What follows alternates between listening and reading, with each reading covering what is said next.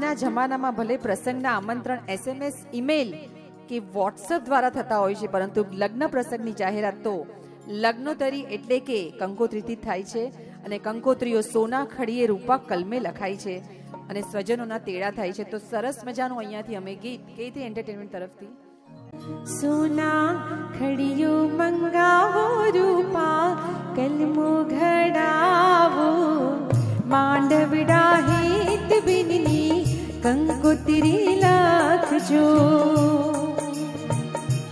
સોના ખડીયો મંગાવો રૂપા કલમો ઘડાવો માંડવડા હેત બિનની કંકોત્રી